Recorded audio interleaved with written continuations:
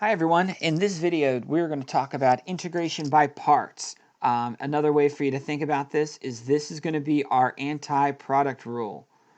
We've been looking at over the last few months of different integration techniques and ways to undo the different derivative rules. As a quick reminder, what is the product rule? Product rule tells me that if you multiply two things, let's say like a u and a v, when I take the derivatives of them, I'm going to write the u term, the left term, times the derivative of the right term plus the right term times the derivative of the left term.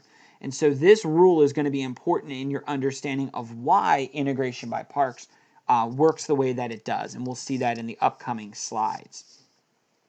So here is the formula for integration by parts. And basically what it tells us here is that we're going to have two things being multiplied inside of this integral. Typically these are going to be different types of functions. You'll see either a log or an inverse trig, a polynomial, an exponential, or a trig.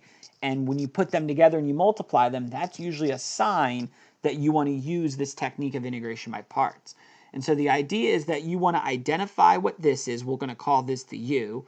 You're going to identify what this thing is, and we're going to call that the dv. And you're going to do some calculations with it, and then you are going to rewrite it in this brand new form right here. Now, as opposed to using this notation up top, the more simpler notation we're going to go with is this down here, and that is that the integral of u times dv is going to be equal to uv minus the integral of v du.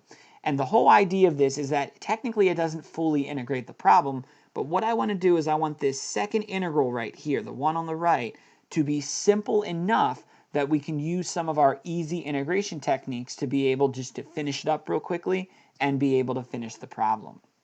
Keep in mind, this is proved using the product rule because it's the anti-product rule. And so as we look on the next page, here is the derivation of the formula. And I'm not going to go through it on the video.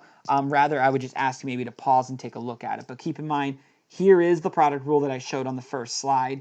And then here are some algebraic manipulations that we're doing to it to basically isolate the u and the dv in this case. And then what we do is that we integrate both sides of this, and that's how we create this formula right here. And so the integration by parts formula is something you're going to want to know going forward, something you're going to want to memorize because you're not going to have that with you in terms of AP exam and things like that.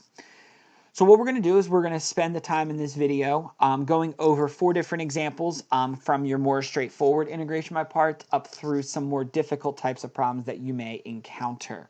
So let's go ahead and we start with number 1. But before we do that, I want to talk about the choice that you have to make. Because as I mentioned before, you're going to have a u and you're going to have a dv. And how are you going to be able to recognize and extract them in these problems? And the idea behind it is all around the u. Can you make the right choice of what u is going to be, and then the other thing by default is going to be your dv.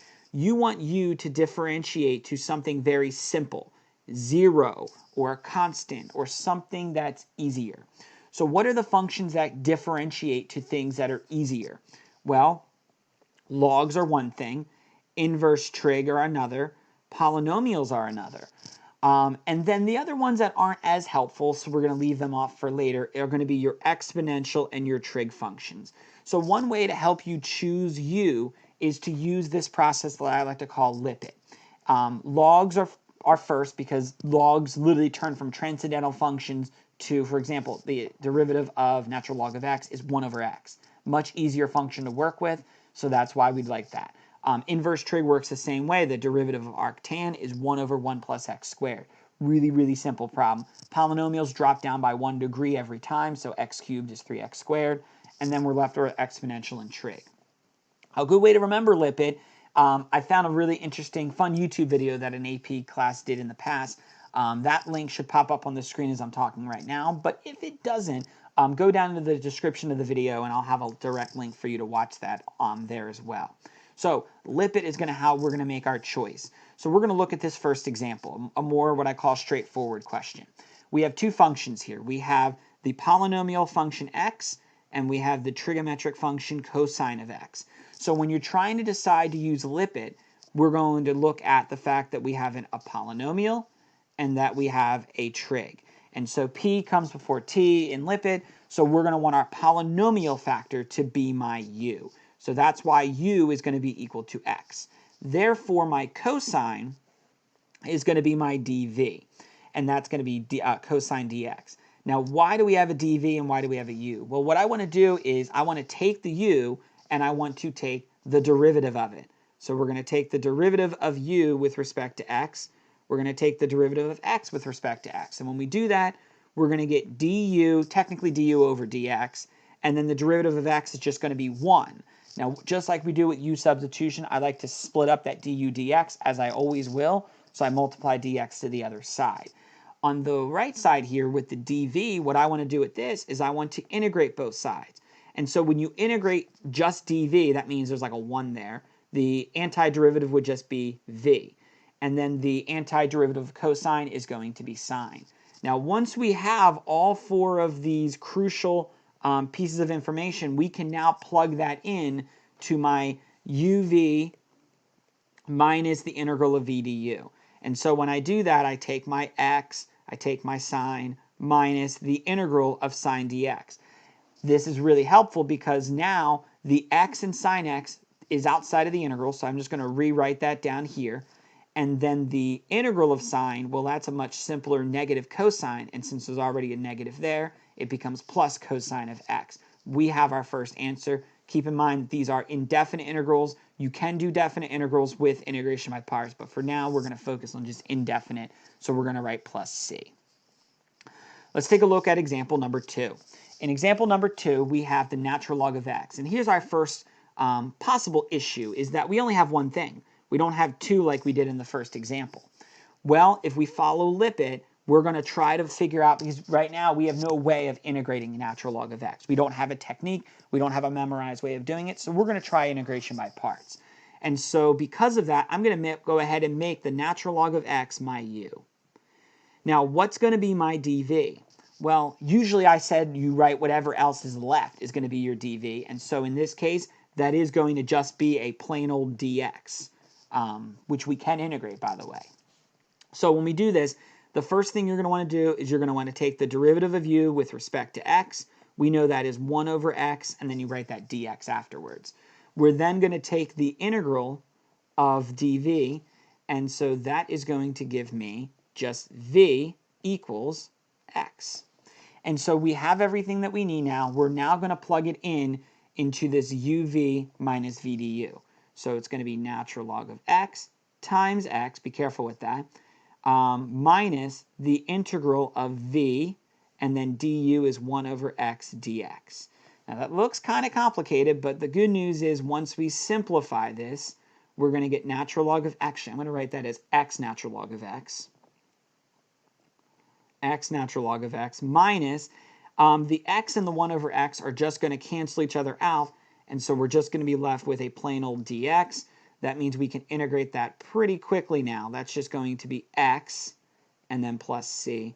We have our integral. So we now know how to take the integral of any logarithmic function, because what we can do is we can set it up as an integration by parts, just as I've shown you here.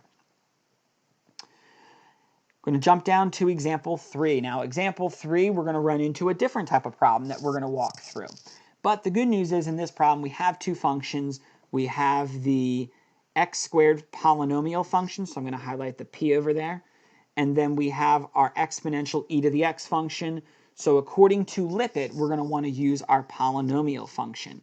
So u is going to be x squared, and then dv is going to be e to the x dx. And so just like we've been doing in all these examples, we're going to take the derivative of u, so that's 2x dx. We're going to integrate both sides of this, so v is going to be equal to e to the x. And so we're going to set up our integration by parts just as we've done with the previous examples. So uv minus the integral of v, and then du is going to be, I'm going to throw the 2 right there if that's okay, and then we're going to put an x there. Actually, let's make that look better. So let's call it 2x e to the x dx. Okay.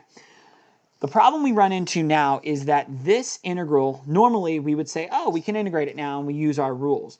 However, in this problem, this cannot be integrated in its current form. We do not have a rule or a process for that. So we're going to have to take this, and what we're going to do is we are going to perform integration by parts a second time. Now, this is really important that you don't dismiss the importance of this x squared e to the x in front, because that is still part of the problem.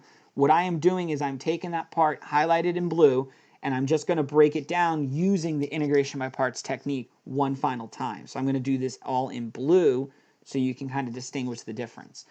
Just as the previous example, I want to make this a polynomial, so I'm going to call u 2x, and then I'm going to make my dv the exponential function, e to the x dx. So the derivative is just going to be 2 dx.